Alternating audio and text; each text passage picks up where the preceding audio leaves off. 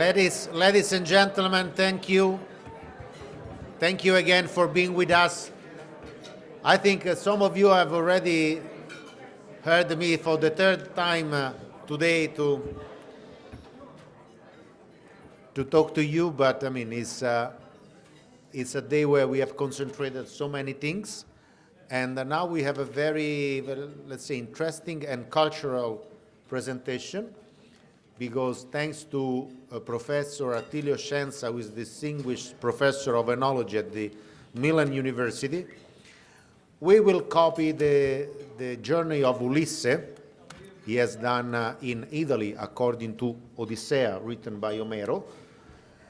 But repeating the trip of Ulysses, the journey of Ulysses, we will use as an excuse to present the wine of four great Italian southern regions that are Sicily, Apulia, Calabria, and Campania. As we have mentioned during our press conference, the wines of south of Italy are really booming all over the world, including US market. So we are very proud that within this special project called Export Sud Plan, fully dedicated to the companies from the south of Italy, working in many different sectors, wine, food, also fashion, handcraft, and whatever.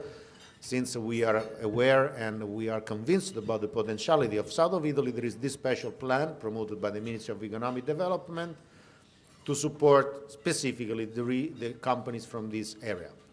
And today, thanks to the very extensive culture and knowledge of Professor Scienza, we will have a very special journey. He will tell you, but let me remind that he's going to present the wines from different regions, and if you want to accompany his words with the right wines from the right place, you go there.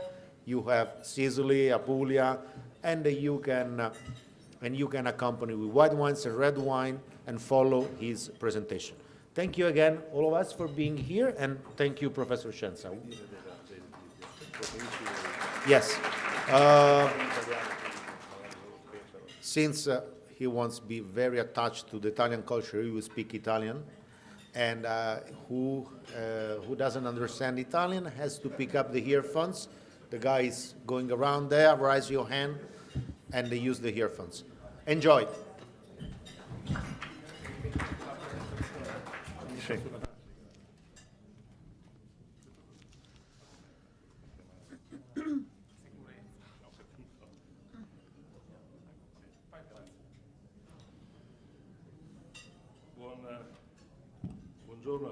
Good afternoon to everybody, and of course enjoy your meal. I hope that the journey that we are taking together may take you ideally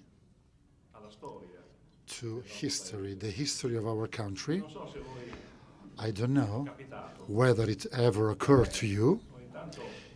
It happens to me sometimes to go to a place, a famous place, a place where important events took place, a famous battle, for example, where there is an historic fact, and I almost relive that event by reading, for example, some pages of the event, for example, a poem, a plot, a story. So I would like to do the same with you.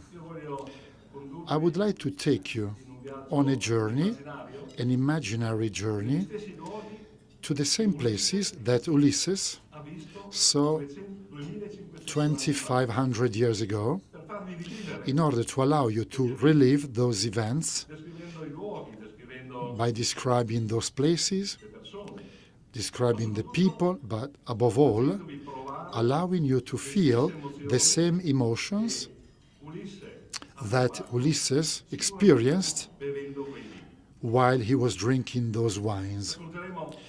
We will realize that myth and history are not so far away from each other.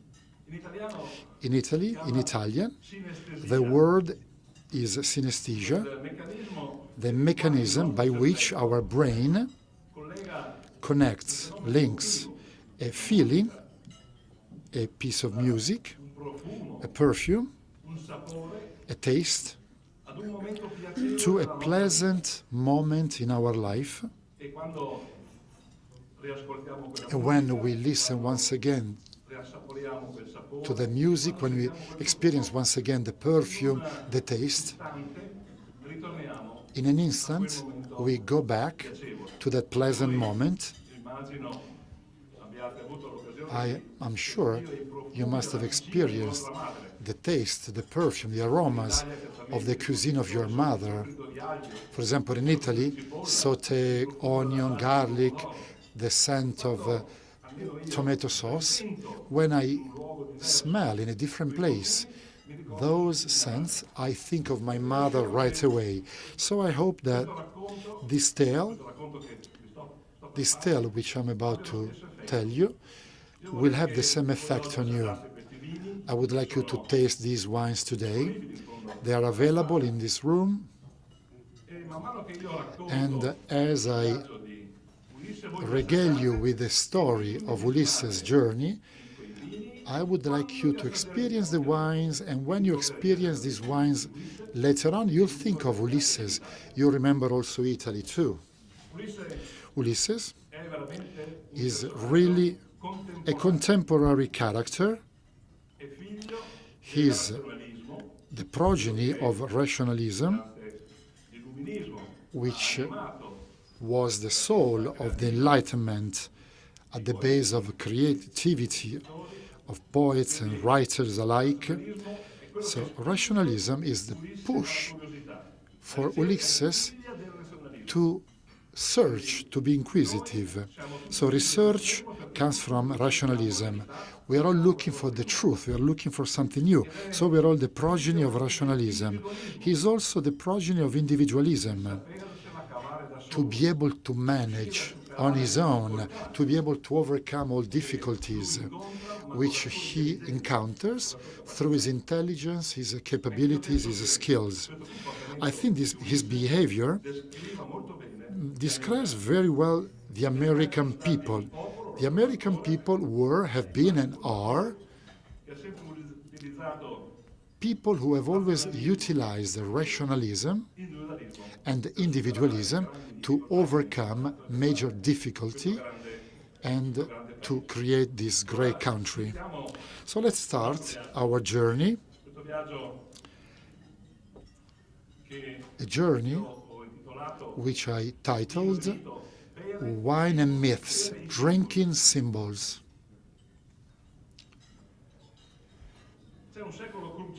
There is a crucial, important century in the history of the Mediterranean and Europe, which is the 8th century BC, which, strangely enough, is the century that gives birth to the greatest civilizations. Carthage was founded, Rome was founded in 753 BC. The Etruscan civilization starts in this century. But there is also the beginning of the process of colonization of Italy and the foundation of Magna Graecia. And this is where the story of Homer starts. Ulysses' story links to the entire history of Europe. This is how the voyage starts. It's the destruction of Troy. In Book 11 of Odyssey, Ajax is met by Ulysses in the Hades, the place which we will see in the last leg of the journey. Ulysses listens to the dramatic story of the destruction of Troy, of all the people who died. This is how I died, the saddest death, by a sword, and around me I met all my comrades, slaughtered mercilessly, like wild boars. They were lying in the hall, and the entire floor was smoking with blood. This is a dramatic tale which opens what in epic poetry is called the nostoi, the return voyages, a return trip, a return voyage. And this is a journey full of significance, because these journeys are also the beginning of the colonization of the Greeks. Not all these journeys were successful. Agamemnon goes back home and he was killed by his wife's lovers. Antenor and Diomedes are warned in time. They don't go back home, and they founded some cities in Italy. Padua was founded by Antenor. Only Ulysses is successful in going back home. After some difficulty, he gets rid of his wife's suitors, and he sees again his father and his son. This image, as you can see in this slide, how Troy, all these peoples that came from the Euboea, the Phocian, the Euboeans, they all created the colonies by using myth, the myth that Homer outlined. So this is really an encounter, an extraordinary encounter of myth and history. These are some of the main colonies in southern Italy, in the Magna Graecia. In 708 before Christ, Misello with Croto founded Syracuse. Archia was the founder of Syracuse from Croton. Syracuse is the number 2 colony, and all the other Greek colonizers created a lot of colonies. Why are we referring to this? Because this is important for us to understand through the DNA the different varieties. We can recreate the history of the vineyards. We have studied the DNA of many vineyards in southern Italy, and we have been able to understand which vineyards were the reference vineyards brought into Italy by the Greek colonizers 2,500 years ago. And through the peoples, we could rebuild the history of the vineyards. These are the wines of Calabria and Sicily. Every spot that you see, every number, represents a vineyard, a wine. If we compare that image to this one, here we don't have the second half of the image on the left. We have the same places that you see on the right.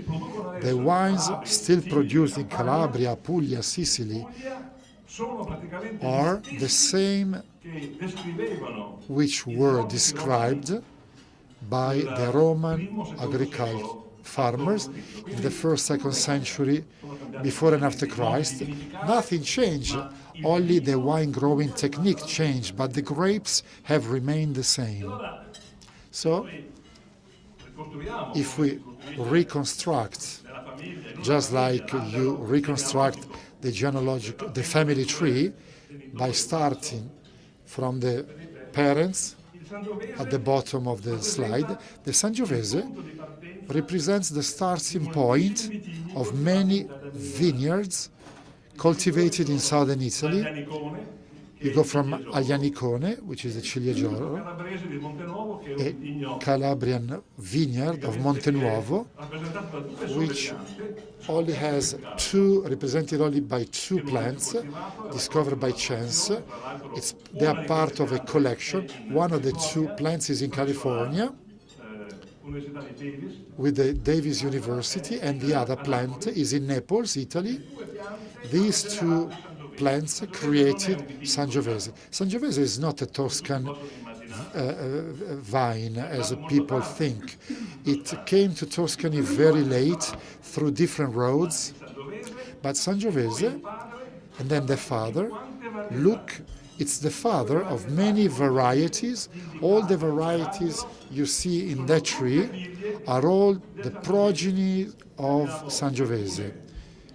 We have some in Sicily, 2 in Apulia, some in Calabria, Gaglioppa Greco Nero, and all the others in green, Vernaccia, Moreno Valdarno, Moreno Casentino, Foglia Tonda, in Tuscany. All the ones on the right in black are all vineyards, vines, Sicilian vines, which go back to Sangiovese.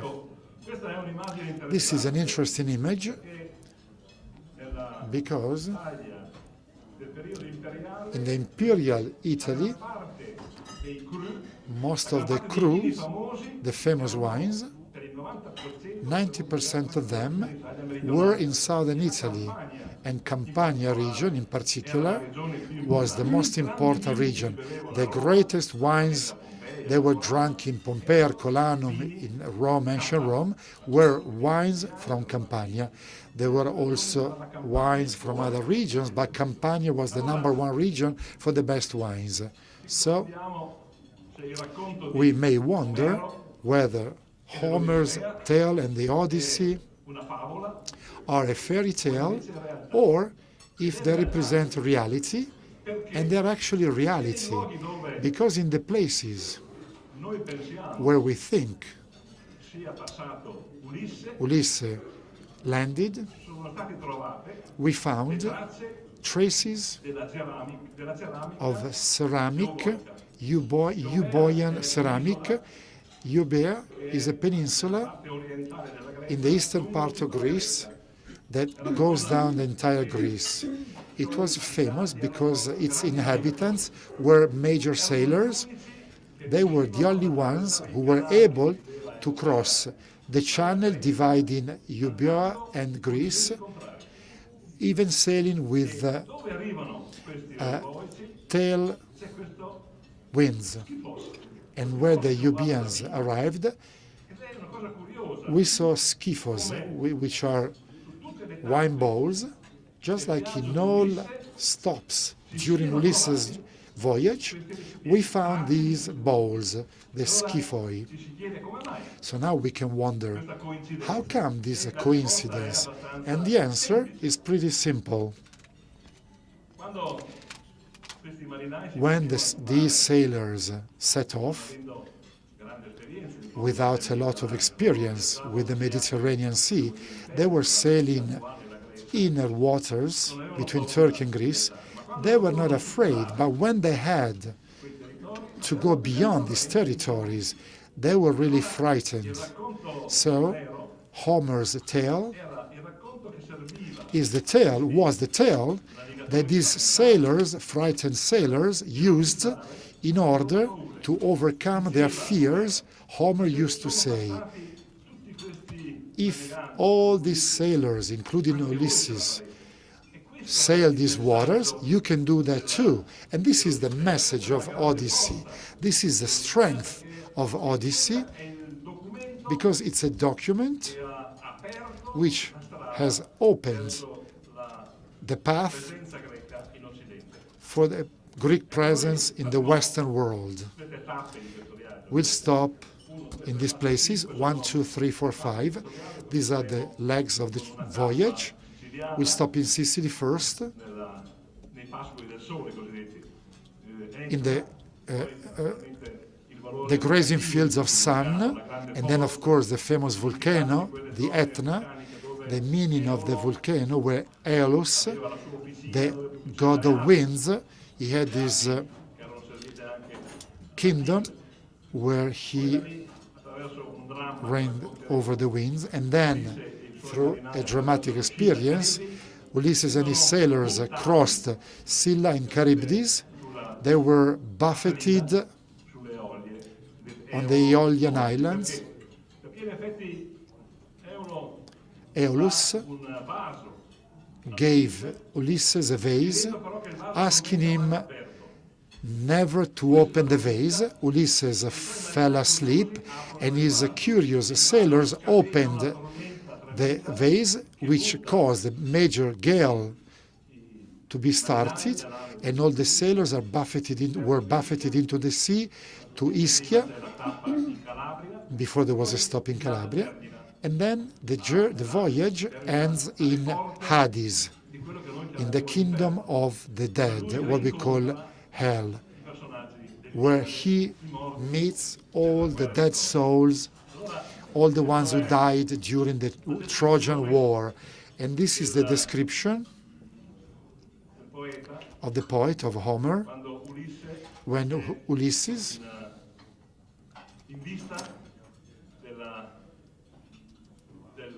is close to the Etna volcano and its grazing fields. When you pull the sturdy ship to the island of Trinacria, you see, even then, Sicily is outlined, is described as a Trinacria. After surviving the Violet Sea, you will find the grazing oxen and the thriving flocks of the sun, which sees and hears everything from above. These were the Jupiter's oxen, the sacred oxen. They couldn't be touched. Ulysses falls asleep once again, and his men, his sailors, take one of the oxen, and Jupiter unleashes a gale, and this, of course, creates a lot of problems. So now we are at Etna, the wines of Etna, the first wines which Ulysses tasted first. And we have a lot of ancient testimonies. In the 4th century before Christ, the coins minted at the foot of the Etna showed a bunch of grapes, and on the other side, Dionysus. So wine growing was present. We have some images of vine growing in the volcanic fields, and these hills, this is manual work. You cannot use machinery here. On these terraces, you have to use your hands to grow the vines. The vines are centuries old. They are Franca di Piede vines. They didn't suffer from phylloxera, no grafts. These are the same vines from the original viticulture. You can see the volcanic soil, which is ideal for a great quality wine. This is the Nerello grapes, Nerello Mascalese, which derives from the Sangiovese. This vine definitely is the vine which Ulysses found. So this comes from the Greek colonization in this territory. It's an exclusive vine which grows all in Calabria and Sicily, where the Greek colonizers came. Here you have handled pressers at the Pisciaro Pass. This presser is hand run. This is, you can see it here. You can see the dimension of the production of wine and grapes.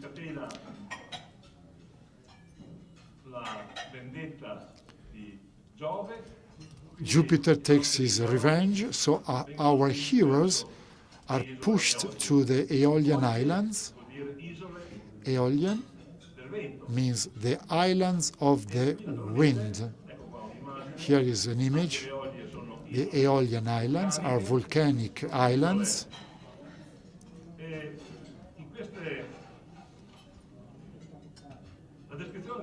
The description by Homer in the book 9 of the Odyssey is very interesting, because it's the first literary testimony of the presence of vines in Sicily and Europe. And he wrote, Homer wrote, "They plant nothing with their hands, nor do they till the soil. Everything grows unattended, without sowing or plowing. Wheat, barley, and wine producing grapes, and Jupiter's rain makes them thrive. There are two elements which are extremely important in this narration. First of all, this is the island of the giants, which have only one single eye, the Cyclops, who are Jupiter's sons. And when Ulysses and his men blinded the giant, Polyphemus, once again there will be the revenge by Minerva, the mother. Another important thing is that these words identify the presence of viticulture with wild vines. The vines which Ulysses found is prior to the arrival of the Greeks in southern Italy. The wine made by Polyphemus was a simple, weak wine. It was a wine which he made from wild vines. That's why he said, they plant nothing with their hands, nor do they till the soil. Everything grows unattended without sowing or plowing. The poet wants to stress that everything grows spontaneously. And this is the trap for Polyphemus. Polyphemus drinks the wine offered by Ulysses. Ulysses has never seen a person like that, and he gave the giant this wine given to him, this famous wine in antiquity, produced in the northern part of Greece, with a high alcohol content, very sweet. Polyphemus drank it as if he were drinking his weak wine. He gets drunk because the alcohol content was very high, and so there are dramatic consequences. And how does the myth of Polyphemus start? How does Homer describe? Well, there is some truth in it. There was a time period in the ancient history of Sicily when Sicily was connected to Africa, and therefore elephants, rhinos, and other African animals lived in Sicily. At the end of the Tertiary Age, there was a tectonic event. A portion of this Africa moved away from Africa, and it became Sicily. And so there is a breakage in the relationship with Africa. These elephants were isolated, and the genetic isolation created some problems of consanguinity. They became much shorter, like sort of dwarf elephants, only 3-4 feet tall. They died after the climatic changes, and the Sicilian people, the first inhabitants of Sicily, found these skulls in the caves with this hole in the forehead, which must have been the space for the proboscis. And so the myth was created of Polyphemus. Polyphemus, the giant with one single eye, with this hole in the forehead. They had no idea that these were elephants. And that's how the myth was created. And then, of course, Polyphemus got angry. He ate a couple of men, a couple of sailors. He was blinded. They escaped. He cannot see, but he closes the entrance to the cave, and he feels with his hand to see if what's going out is sheep or men. So astute Ulysses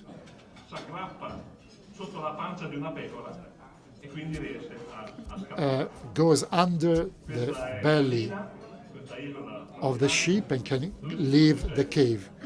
This is an extraordinary island.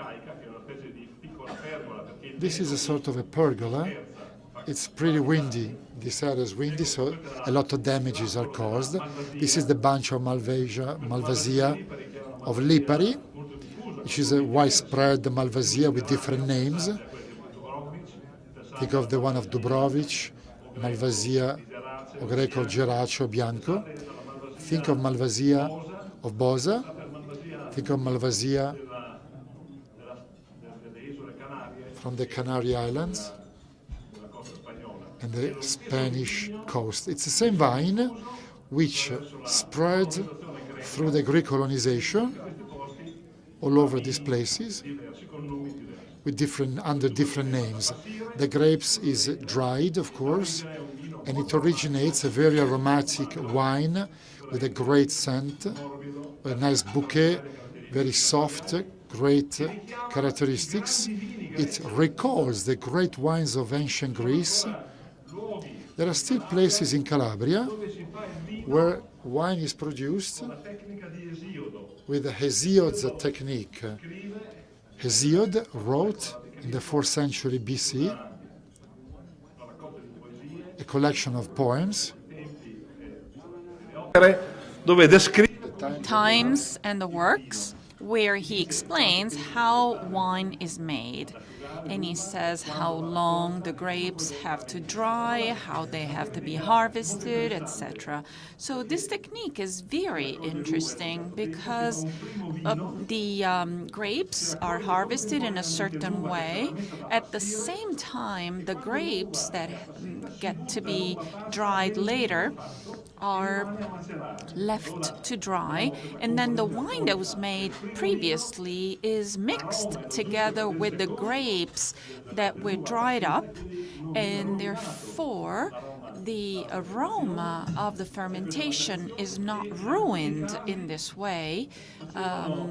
And in some cases, they let the must warm up, they let it concentrate, and they added this must to the ongoing fermentation. These wines were so rich in sugar and alcohol that they could stay for a very long time in the amphores, in the terracotta containers. So this is the part in which Aeolus goes crazy because, of course, the Ulysses' companions open that vase in which all the wind is contained, and therefore they have a problem between Scilla and Cariddi, and that's an area that is still very hard to navigate. The sailors encounters two different seas that have different currents, two different temperatures of the water, and therefore the currents are so hard to overcome.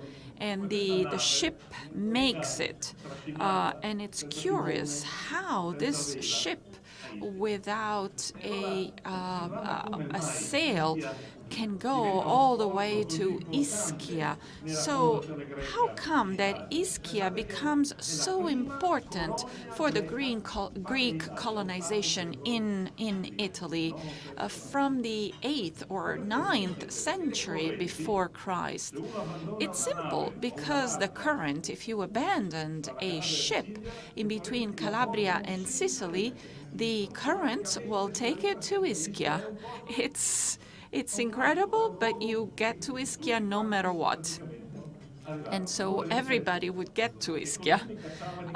And so he says, and that's how he drove me out of the house. We sailed off, our hearts broken.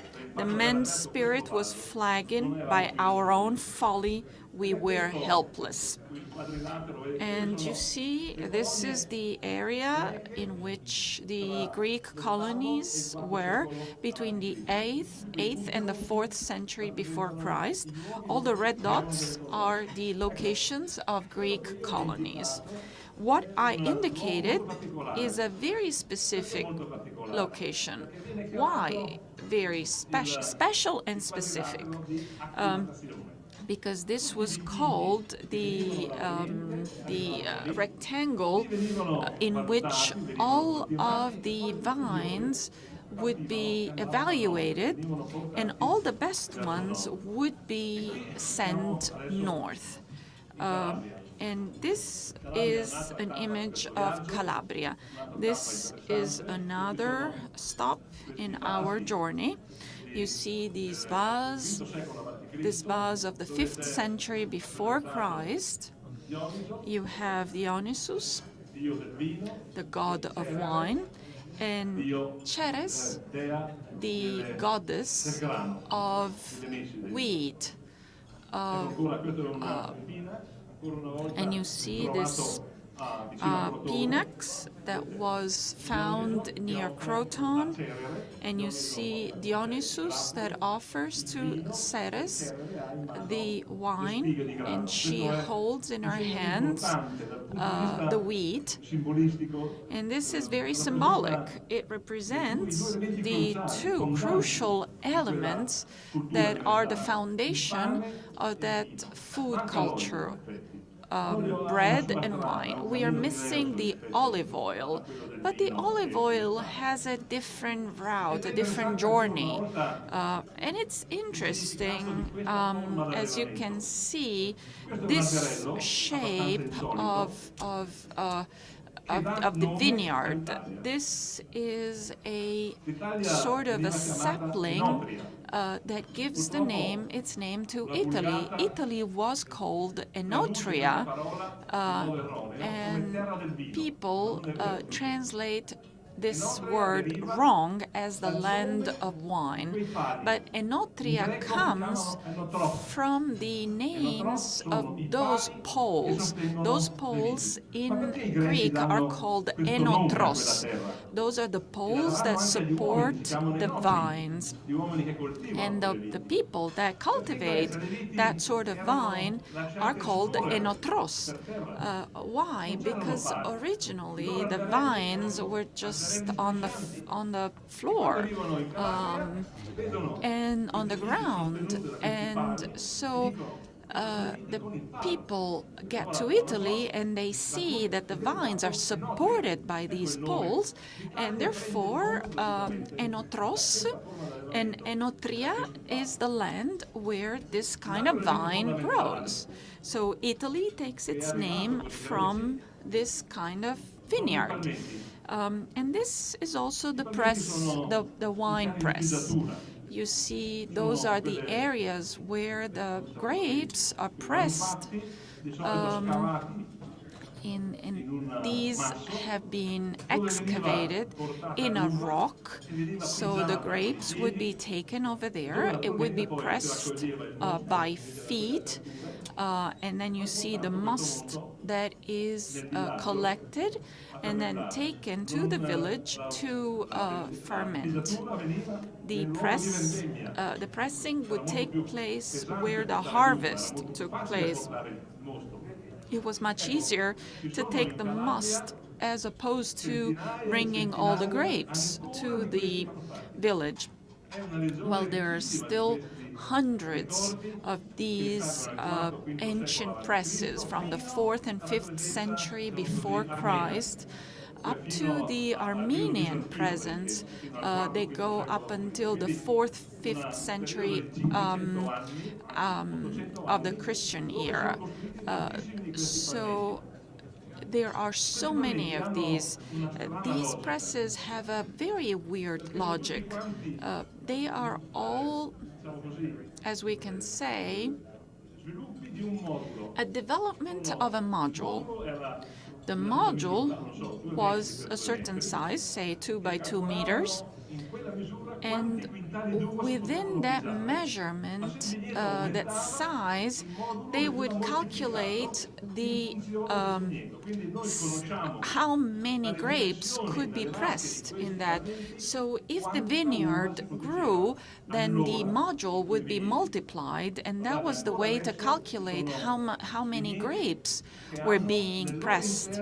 So this is a picture that shows you vineyards that have presses within the vineyards themselves.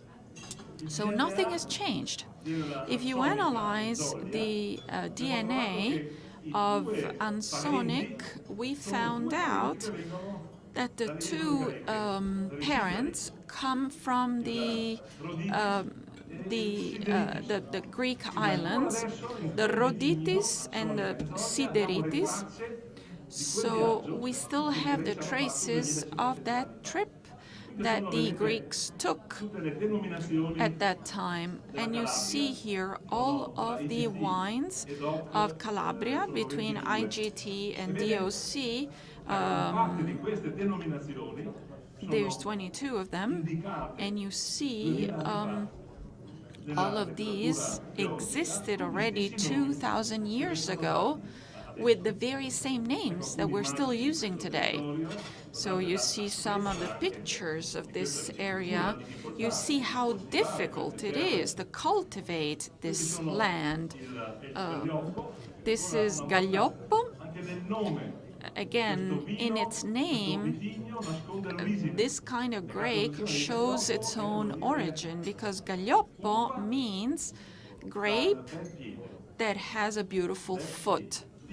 Of course, foot is a grape, is the whole bunch of grapes. So a beautiful bunch of grapes.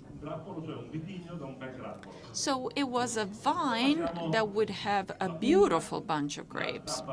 So now we go to Puglia, where you find several different wines, Uva di Troia, Primitivo di Manduria, and Negro Amaro. These have a slightly different history. Why different? Because aside from the traces, and you see here the press, again, this is a mosaic from the Roman times in which the pressing is represented and how then the must is collected. And during the pressing, there was always music. In this image, there is a flute, as you can see. So the cadence was given, the cadence of the pressing was given by the music. And here you see also the vineyards. This is particularly Primitivo. And then you see Castel del Monte. Castel del Monte shows a different history. Why is it different? Because these vines arrived from the oriental area of the Adriatic. The Uva di Troia, the Troia grapes, don't come from the city of Troy. That is a transformation of Kruja. Kruja used to be the capital of Albania. And if somebody from Bari says Kruja, you will notice that they will transform it into Troja. And so that's how this grape became Troia. And the Primitivo is the Zinfandel that you have here in the United States. The Zinfandel arrives from Croatia, doesn't arrive from Greece. It was born in Croatia, but by Greek parents. From the 4th, 5th century, the Greeks reached Dalmatia, and they had very important colonies, and from there, they would get to Italy through what was called the Adriatic Bridge. It wasn't easy to get to the Italian coast through the Adriatic Sea, because in the middle of the Adriatic, where Ancona is, there is a circular current that is very hard to overcome. In those times, even the Phocean ships that had sails as well as as they were not able, they were very strong, but they were not able to make it. So they would go all the way up to Dalmatia, and then they used what they called the Adriatic Bridge to reach Italy. So Primitivo reached Italy through that bridge, the same way the Troia grapes reached Italy, and Negro Amaro as well. Negro Amaro has really a Greek root because Amaro is not indicating the taste, the bitter taste. Amaro means black. So Negro Amaro is black and then black again. Negro, black, amaro, black.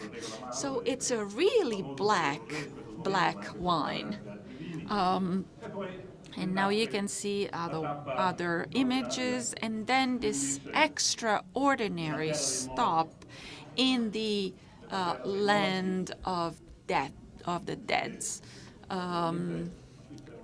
But here we have a little bit of a, I need to check something. So as I was saying, the land of deads had a very strong significance in the past. There were some areas in which volcanic phenomena was very evident, and people were looking at all of these sulfuric emissions, the contact with Hades, the land of the dead. Why is it important? Because that what brings to memory the past.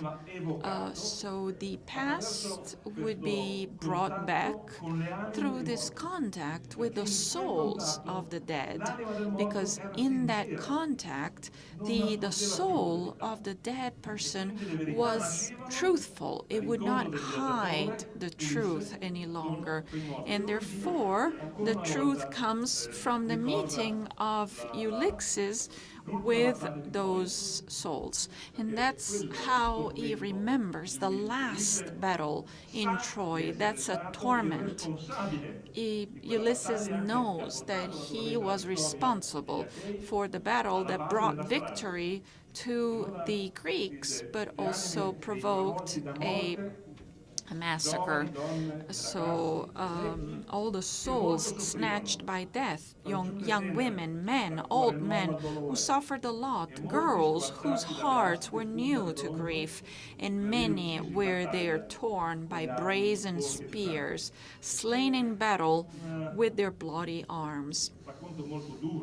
It's a very harsh tale that Ulysses makes, very dramatic one. But one that gives him the strength to keep going, because it's like a form of psychoanalysis. He frees himself from the terror of all of those deaths that he caused. And this is the image from above of this extraordinary land. You see here there are the traces of a very strong volcanic activity. You see this is a caldera in the very middle. That is the Averno Lake. In Latin, it meant a place without birds. Why? Because all of the smoke that came out would make the birds die, and so there were no birds there. So you see here that Virgil and Homer encounter here, because Aeneas is here, and he's the one that will found Rome. Rome was founded by the remaining heroes of Troy, the losing hero that founded Rome. They all meet their anxiety, their fears, This is the beautiful villa of Tiberius in the middle of this volcanic lake. This is an area where people have to be very careful because there's a lot of gases in these vapors. Those are the same that basically killed all the people in Pompeii before the lava reached the city. And this is a description of the contact between Ulysses and the Avernus.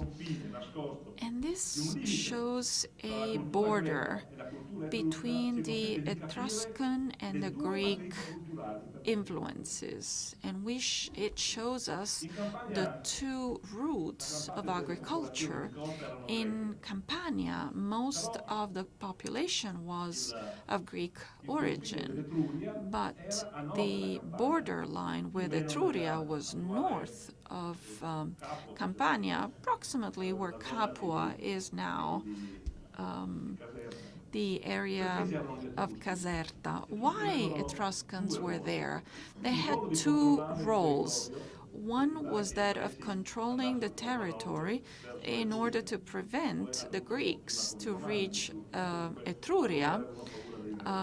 Then, of course, they were unlucky with the Romans, but at that time they were afraid of the Greeks.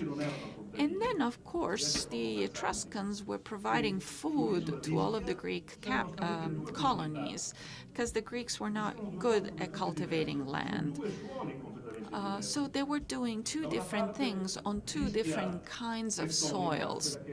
On one side, there is Ischia that emerged from the sea as a massive argile, and the other side of Ischia was the residue of the eruption that created the Phlegraean area. And the old name of Ischia is Pitecusa, which means terracotta vase. And on the other side, the Romans were making iron. Iron would reach there from the mines on the Elba Islands. It would be worked on there. That was the most important commercial center in the Mediterranean. And then from there, the Greeks would take it to Greece. So that was right at the end of the Bronze Era, the beginning of the Iron Era. People that were still working with bronze did not have a chance. The people that had iron were the ones that were going to win. So you see in this picture all the different kinds of Greeks, the Euboics, the Trezeni, and then there are the Lucani, the Sanniti, that were not so happy to have the Greeks or the Etruscans there. But the most important part is that while in the Greek area, the vines were cultivated like in Greece, in the Etruscan area, the vines were cultivated differently. They were cultivated on large plants. So you see here that there's a figure that goes up on a tree. And this shows how this is still cultivated nowadays in the Asprinio. The Asprinio vine is the same as Greco di Tufo. Genetically, they are the very same grape, but they are cultivated differently. They both come from an Etruscan tradition. Asprinio shows some sort of bitterness in the wine. And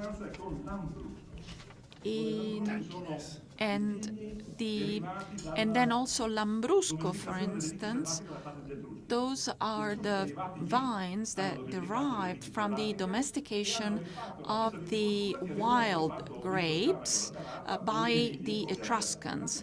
And this was done also in the Emilia region. So you see all of these grapes that go all the way up, and the same thing happens there. But you see here the Greco di Tufo. It is cultivated in a different way. If you are patient enough to go and visit Tufo, and you show this looks like a canopy, but it isn't a canopy, you will notice that the growers have 4 or 5 plants, and they put them both on the same support. That is called romputino in Italian. This word comes from the old Ligurian language. They invented this way of growing the vines, and this is what is left of the Etruscan culture. And you see here the grape. It's extremely interesting. You see the wing.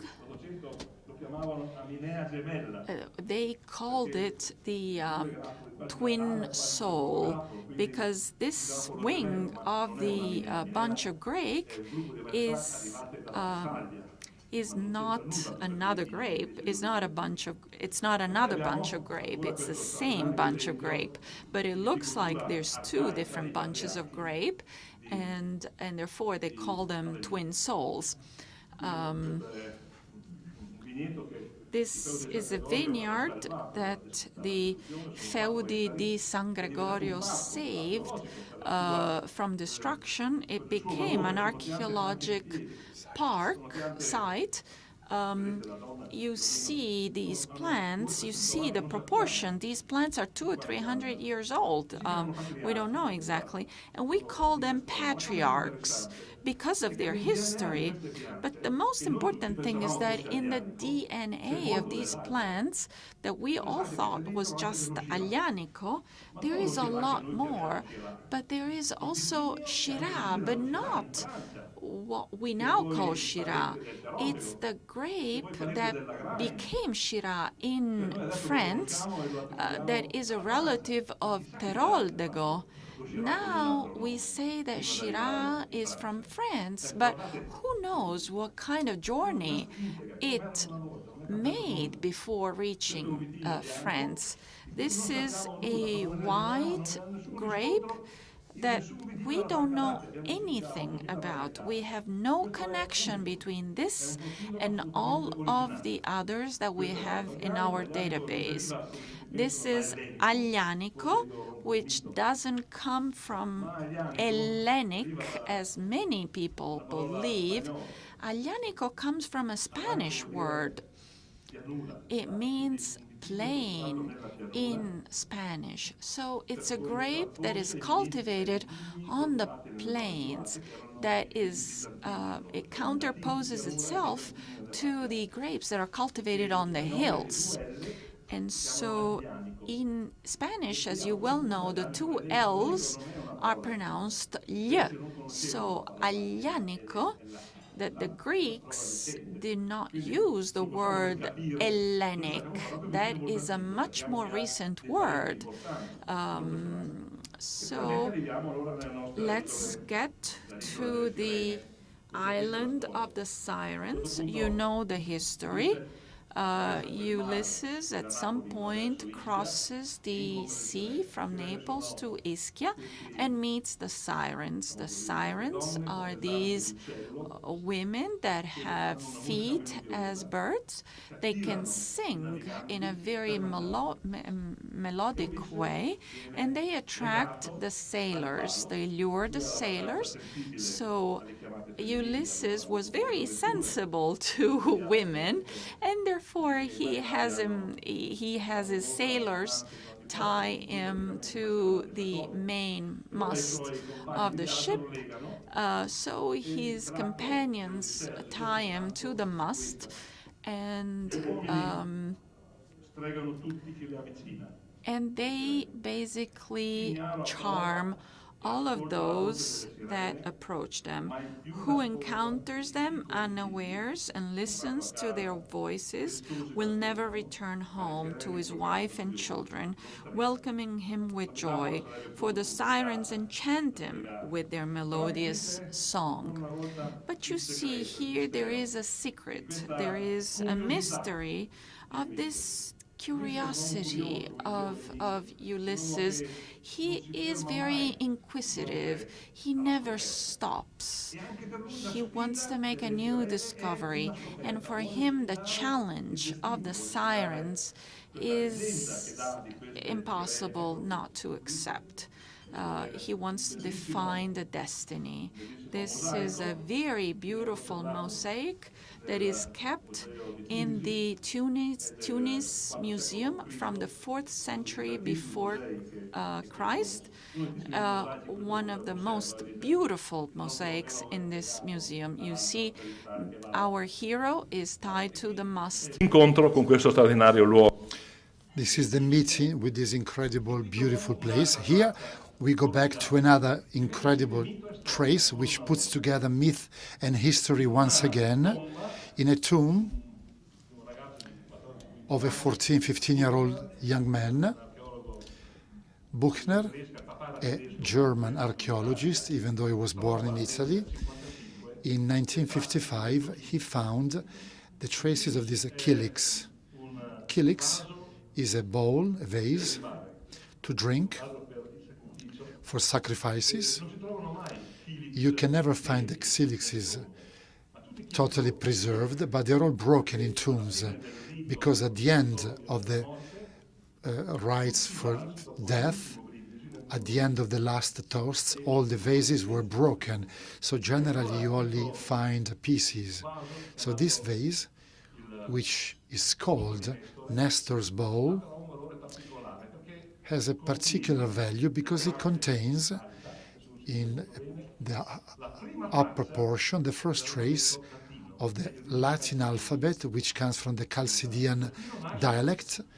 The Latin language begins from the letters that are in this vase, on this vase.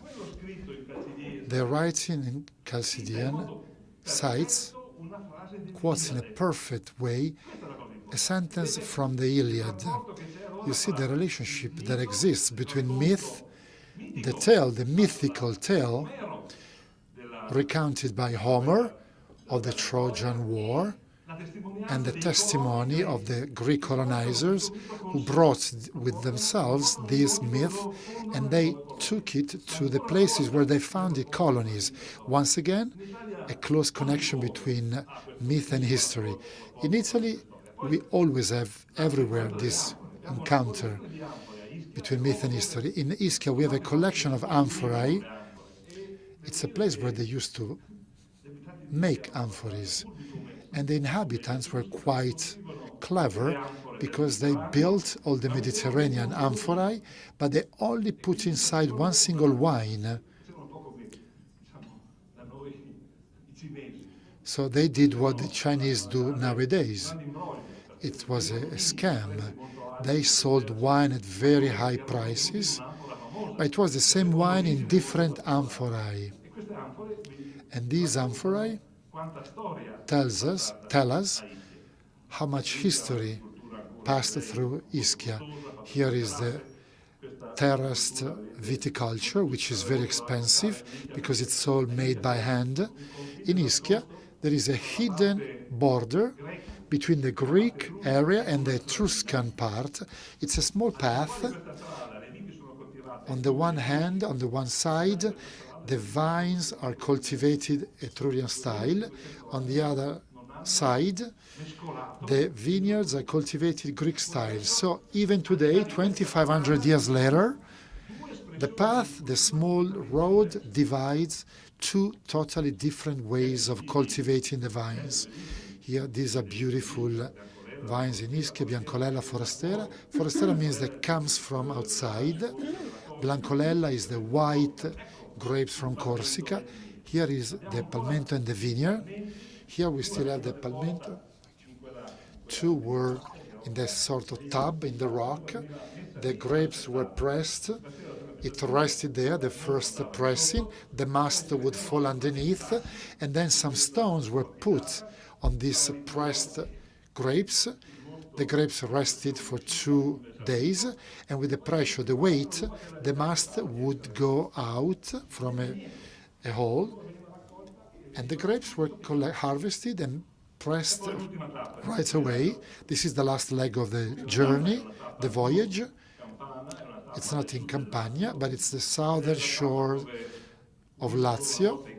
Ulysses here met once again a woman. He was enchanted by this woman. The Circe, the witch, who transformed all his men into pigs, but through a counter spell, he can bring back to human life his men. And after this stop, they go back to Ithaca, the island where he finds once again his own family. Thank you for your attention.